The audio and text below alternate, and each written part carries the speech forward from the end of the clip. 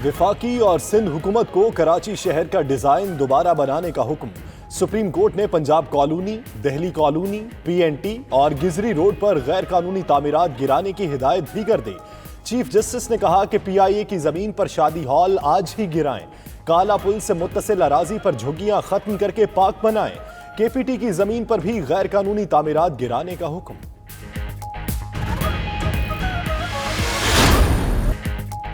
सिंध हुकूमत पर भरोसा किया तो कुछ नहीं हो पाएगा, अदालत को मुदाखलत करना पड़ेगी। एडवोकेट जनरल ने अपने ही सूबाई इदारों पर अदम एतमाद कर दिया।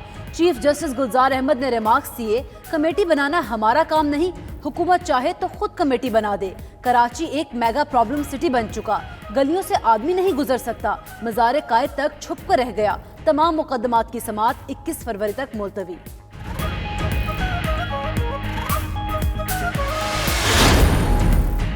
वज़ीर आला सिंध की ज़ेर सदारत इजलास बड़े फैसले। मुराद अली शाह का गैर कानूनी इमारतें गिराने का हुक्म। गिजरी सबमरीन चरंगी के करीब इमारत को 1 माह में गिराने की हिदायत। गिजरी से जमजमा को मिलाने वाली शाहराह पर तजावुजात फौरी खत्म करने का हुक्म। चिड़ियाघर में हाथी लाने, स्टेडियम रोड पर सब्जा लगाने का फैसला। YMC ग्राउंड और ककरी ग्राउंड को बेहतर बनाया जाएगा।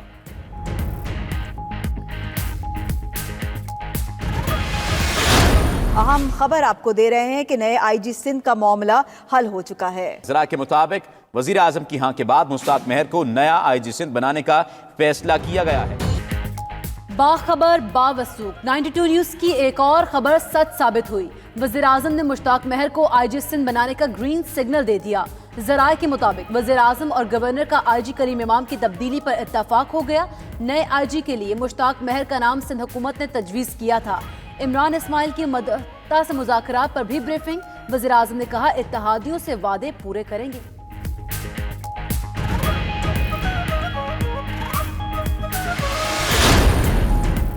वज़ीर आज़म इमरान खान से DGISI lieutenant general Faiz Hamid की मुलाकात। तर्जुमान वज़ीर आज़म ऑफिस के मुताबिक प्राइम मिनिस्टर हाउस में मुलाकात में सिक्योरिटी उमूर से मुतल्लिक बातचीत की गई। DGISI ने मुल्क की सिक्योरिटी सूरत हाल पर ब्रीफिंग दी। वज़ीर आज़म से जहांगीर तरीन की भी मुलाकात, खदशात और तहफ़्फ़ुज़ात से आगाह किया।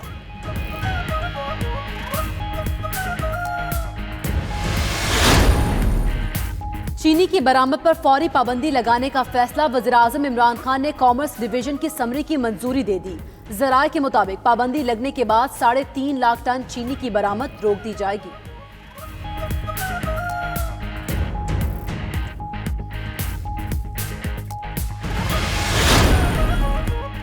साबिक हुकूमत का गलत फैसला मईशत पर भारी साबित होने लगा।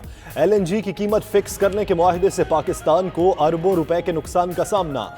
आलमी मार्केट में LNG की कीमत $3 फी MMBTU हो गई।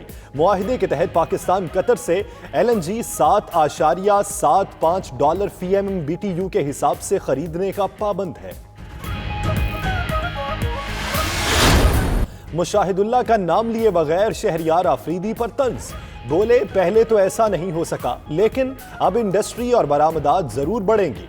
मजीद कहा, वज़ीर आज़म कहते हैं गंदम और चीनी का पता है, वो हर बात 1 सेकंड में बता देते हैं। ये भी बताएं कि माफिया कौन है। महंगाई के जिम्मेदार वज़ीर आज़म के इर्द गिर्द बैठे हैं।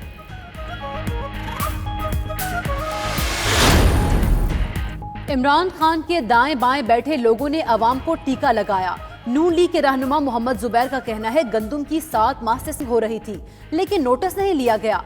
आम पाकिस्तानी को मूडीज रिपोर्ट की जरूरत नहीं, टमाटर प्याज के नरखों से मईशत का पता चल जाता है। हर फोरम पर बताएंगे कि हुकूमत किस तरह मईशत का नुकसान कर रही है। मुसद्दिक मलिक बोले, हुकूमत बजट नहीं बना सकेगी।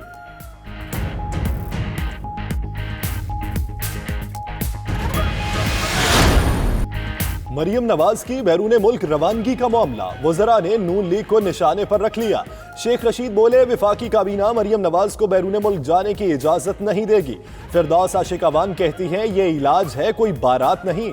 जिद्दी मरीज की ख्वाहिश पर कानून नहीं तोड़ा जा सकता।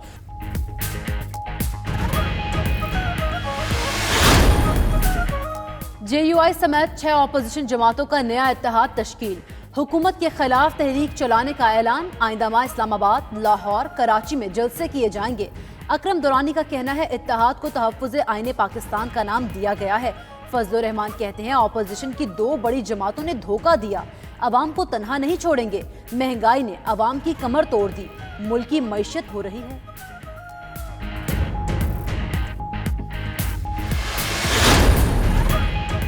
कराची में बेघर होने वालों की आबादकारी के लिए भी इकदाम करना होंगे। सईद गनी कहते हैं कि सुप्रीम कोर्ट इन तमाम लोगों को बुलाकर पूछे जो गैर कानूनी तामीरात में मुलव्वस हैं। मेयर वसीम अख्तर बोले मास्टर प्लान को केएमसी के मातहत करने से ही काम बेहतर हो सकते हैं। कराची के लोग जानते हैं गलत काम किस तरह हुए और किसने किए। सर्कुलर रेलवे पर वफाकी और सूबाई हुकूमत काम करेंगी।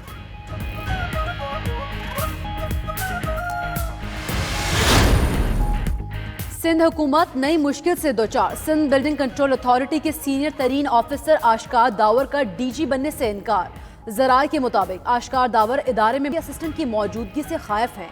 एडिशनल डायरेक्टर जनरल एमडीए की भी बिल्डिंग कंट्रोल में तायुनाती से मौजरत।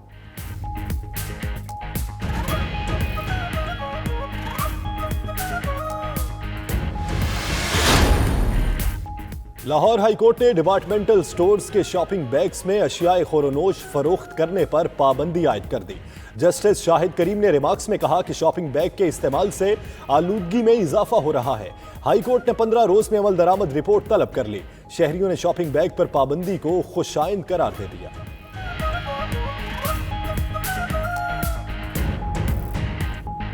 बहुत अच्छा फैसला है, ये बड़ी अच्छी चीज़ है बिकॉज ये बहुत नुकसानदेह है इंसानी सेहत के लिए। ज़बरदस्त फैसला है, ये खुशाइन फैसला है पाकिस्तानी कौम के लिए। अच्छा फैसला है, अगर इसको इम्प्लीमेंट किया है तो इस फिर एक डिपार्टमेंट बनाना चाहिए पाकिस्तान को चाहिए, क्योंकि अभी भी लोकली आप देख सकते हैं हर की शॉप पर ही दे रहा है। रावलपिंडी टेस्ट का पहला दिन पाकिस्तानी बॉलर्स के नाम। बांग्लादेश को खुलकर खेलने नहीं दिया। 233 रन पर पूरी टीम को ठिकाने लगा दिया। शाहीन अफरीदी के 4, मोहम्मद अब्बास और हारिस सुहेल के 2-2, नसीम शाह का 1 शिकार। बांग्लादेश की जानिब से मोहम्मद मिठन 63, नजमुल हुसैन 44 रन बनाकर नुमाया रहे। मैच के दौरान स्टेडियम में पतंगों की भी एंट्री।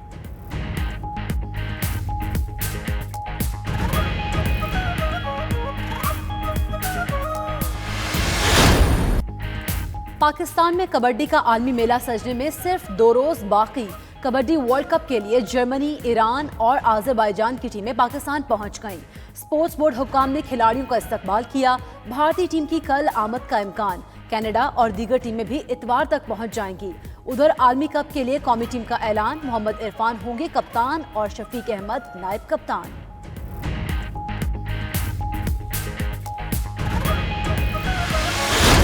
और न्यूयॉर्क फैशन वीक तमाम तर रानाइयों के साथ जारी। दुनिया भर से डिजाइनर्स अपनी तख्लीकात की नुमाइश में मसरूफ।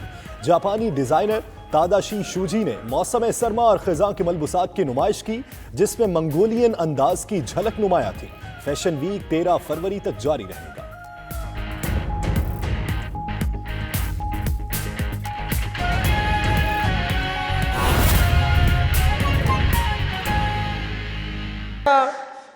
जो आज की अक्कासी है तस्वीर के अंदर, ये इस बात की तरफ निशानदेही करती है कि दुनिया के महज़्ज़ब मुआशरों में कोई भी कौम, कोई मुल्क, कोई भी इंसानियत के साथ ताल्लुक़ रखने वाला इस किस्म के वाक़यात की हौसला अफजाई नहीं कर सकता।